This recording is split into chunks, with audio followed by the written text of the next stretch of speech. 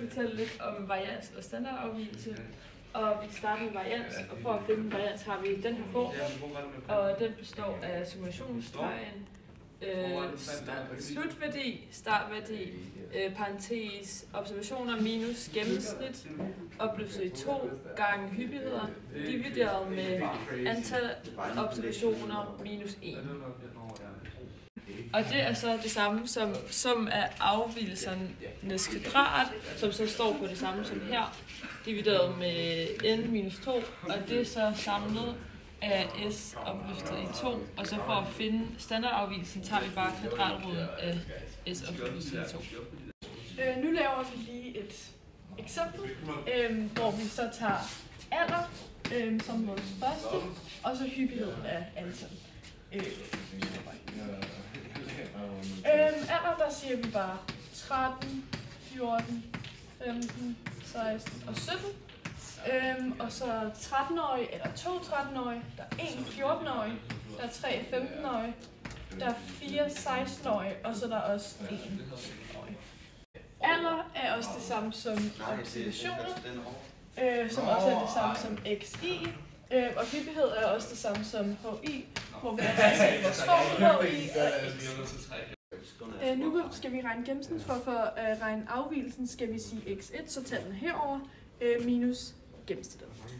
Så gennemsnittet finder vi så ud af ved at sige 13 gange 2 plus 14 gange 1 plus 15 gange 3 plus 16 gange 4 plus 17 gange 1.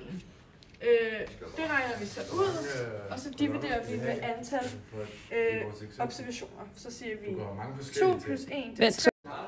Og så dividerer vi med hyppigheden, hvor vi krydser alle de her tal sammen, som så giver 1. Og det regner vi så lige ud.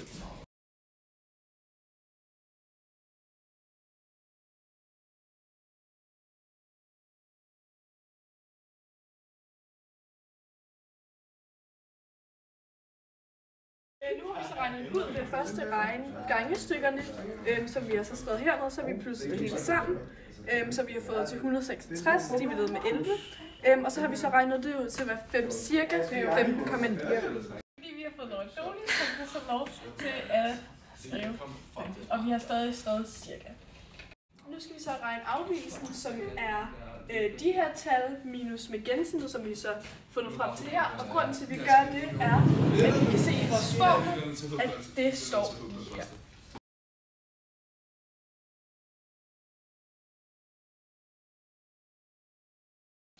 Nu regner vi dem så lige ud. Og 13 minus 15, det er minus 2. 14 minus 15, det er minus 1. 15 minus 15, det er 0. 16 minus 15 er 1, og 17 minus 15 er 2. Nu skal vi så regne kvadratet ud, og så, som vi kan se her i vores form, er det her stykke, og det er så parentes xi minus gennemsnittet, som så vi allerede har regnet ud, men så opløftet i 2. Og så for at finde kvadratet, skal vi så tage Sofies udregninger og sætte det i opløftet i 2.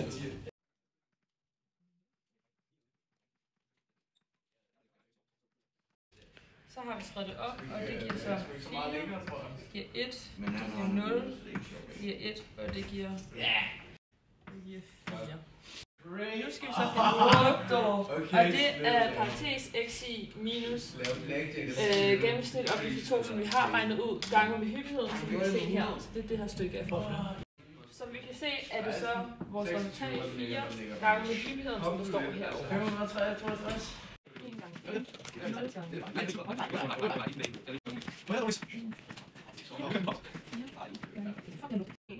Nu har jeg så skrevet det op, og så regner vi det lige ud. 8, 1, 0, og 4. Og så kan vi så finde SAK, og det er så summen af det her, og det giver 17. Her har vi så fundet ud af vores SAK, som er 17. Og nu bruger vi så den her formel til at have regnet øverst ud, så SAK det var 17. Og det dividerer vi med så n minus 1, og n er 15, så vi har regnet ud. Så vi skriver 15 minus 1. Og så når vi så får den regnet ud, så svarer 1,33 og så videre. Her har vi så fundet ud af, hvad S2 er, og det tager vi så lige kvadratroden til af 1,333 og så videre. Og kvadratroden af det er 1,1547. Og her har vi så vores resultat.